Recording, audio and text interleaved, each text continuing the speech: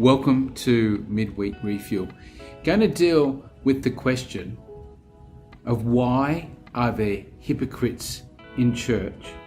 And the follow-on thought that people who don't go to church ask, why should I bother going to church if the church is full of hypocrites? Thanks for joining us. See you in a minute.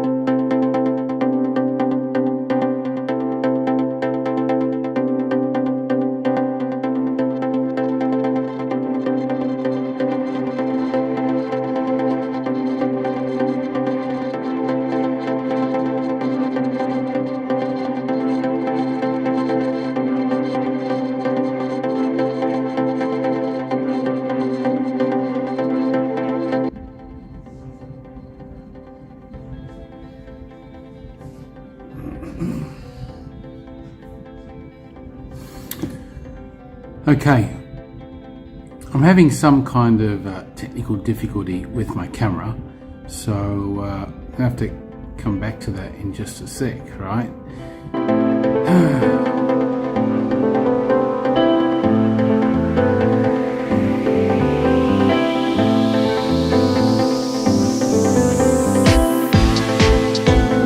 Oh, dear Canon camera, you can't even format an SD card anymore. So I don't know what to do with you. I guess you're going to cost me some money to service. I had you for 12 years. It's a Canon D60. The lens is still good. Great lens. But something's going on inside here and it just won't allow me to access or format cards. So that's a bit of an issue. And means I'm going to have to change tack today. So let's have a chat. Alright, some people give the excuse that they don't come to church. They don't like hanging around hypocrites. The word for hypocrite comes from the Greek idea of someone being a pretender or an actor. And I have to say that people who are pretending or acting are absolutely a turn-off, okay? It doesn't work for the rest of us. And isn't it true that someone who is pretending or acting is a turn-off for us? I mean, it doesn't work and we'd rather not be around that. People want the genuine, the authentic, and the real. And many times we are just repulsed or turned away from things that are not authentic. Now, the notion that the church is full of hypocrites is an interesting one, and certainly any group, including the church, can have pretenders in it. I wouldn't say that the church is full of hypocrites or is only having hypocrites, and I don't think many people say that. But it is true that pretenders or actors can enter into the church and they can be there. In fact, Jesus predicted it. Glasses on, just reading here. Matthew 13, Jesus said, "The kingdom of heaven is like a man who sowed good seed in his field. But while men slept, his enemy came and sowed tares among the wheat and went his way. But when the grain had sprouted and produced a crop, then the tares also appeared.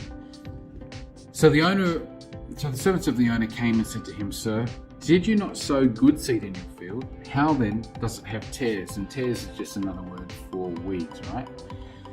He said to them, "An enemy has done this." The servant said to him, "Do you want us then to go and gather them up?" But he said, "No, lest while you gather up the tares, you also uproot the wheat with them. Let both grow together until the harvest, and at the time of harvest, I will say to the reapers, first gather together the tares and bind them in bundles to burn them, but gather the wheat into my barn. Okay, so this is an agricultural story that conveys truth. It's called a parable. And so Jesus is saying, in the kingdom, there will be both good seed and bad seed. Bad seed planted by the enemy, the good seed obviously of the Father. And some people are noticing, hey, in your field, both have grown up. Do you want us to go and rip those out? Now, let's liken this to the hypocrites that people complain about in the church. Do you want us to go through, find all of the bad things in the church and rip them out and get rid of them? But Jesus gives this advice. He says, no, lest while you gather up the tares, you also uproot the wheat with them. You know, sometimes these actors or pretenders in church are connected to other people as well. And if you were to go through and try to root out everything that doesn't fit, every pretentious thing, everything that looks a little bit false, then you're also going to cause some damage to good seed in the church, and that's going to cause problems. So Jesus' advice is this, that both grow together until the harvest time, or until the end. He said, and at the last time, I will then deal with it. I will take the bad tares, the wheat, I'll get that, I'll bind that up, and I will take that away, and I will burn that. So God is saying, I will deal with the hypocrites. I will deal with the bad things. I will deal with the pretenders in church, those who had a form of godliness but denied the power of it. Jesus is saying, I will deal with what's not right in my church at the right time, which is really liberating. It means that you and I don't have to fix it. But it's also liberating for those who are staying out of church because of hypocrites, right? They have an understanding here that it is a step of faith to enter into an arena that's not perfect, that has human beings in it. And the challenge then is to join, to be the good seed, to get your heart right and aligned with God. Make sure you're not one of the weeds. Make sure you're not one of the tares. Make sure you're one of the good seed, and then to be gathered into God's barn, or into God's good grouping right at the end. I've been reading the book of Joshua, and the people of Israel have entered into the promised land and starting to take over.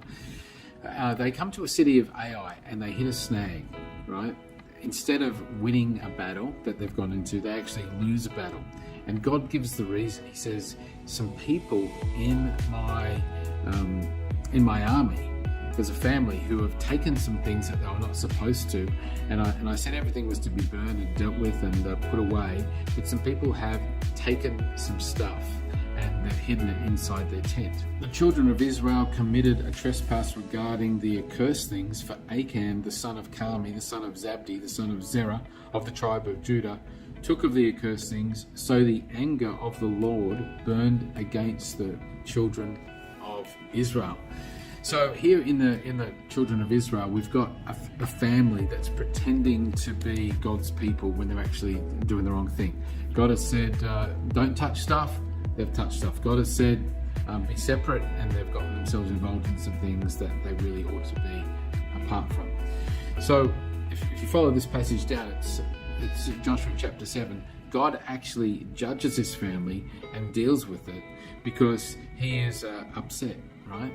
So, but he deals with it at the right time. So there's an idea here that God sees and God knows who is real and who is not. We may not always know, but God certainly does know, and we've got to trust him to deal with this stuff. The second thing is, consider these hypocrites, okay? What happens to them? They're taken away and gathered together. They're taken away and separated from God's barn. Actually, here it says that they go into judgment and they're going to be burned. Now, which is probably another picture of hell.